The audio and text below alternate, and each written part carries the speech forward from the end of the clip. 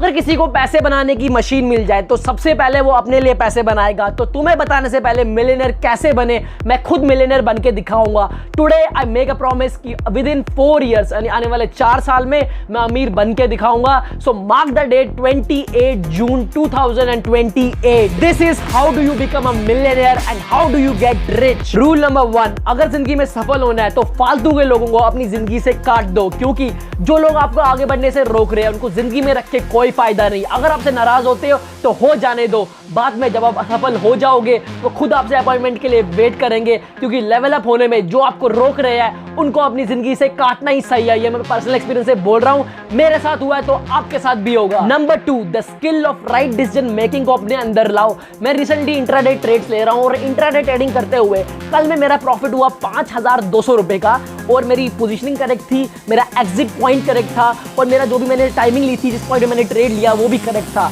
लेकिन आज में मैंने कल के जो कॉन्फिडेंस है उसको ओवर कॉन्फिडेंस की तरह आज कैरी किया और आज भी ट्रेड्स ली। पर मैंने बहुत सारी गलतियां की, मैंने रिस्क मैनेजमेंट परफेक्ट नहीं किया, स्टॉप लॉस परफेक्ट नहीं लगाया, और बार बार मेरे को मेरा टारगेट हिट हो रहा था, लेकिन उसके बाद भी मैंने एग्जिट नहीं किया क्योंकि मेरे अंदर ग्रीड का फैक्टर आ चुका था, लालच भरी हुई थी मेरे अंदर कूट कूट के।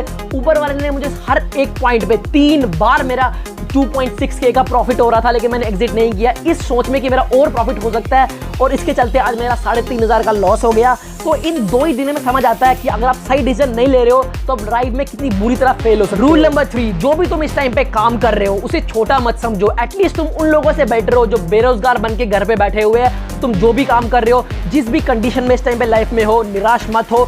जो काम कर रहे हो उसमें पूरी मेहनत, लगन और डेडिकेशन डालो, तुम्हारा एक ना एक दिन नाम जरूर बनेगा। Last but not the least, अपनी लाइफ में तीनों प्रिंसिपल्स को प्रॉपरली अप्लाई करने के बाद भी कोई ना कोई ऐसा पॉइंट जरूर आएगा जहां तुम्हें डीमोटिवेशन और क्विट करने का ख्याल तुम्हारे दिमाग में आ जाए।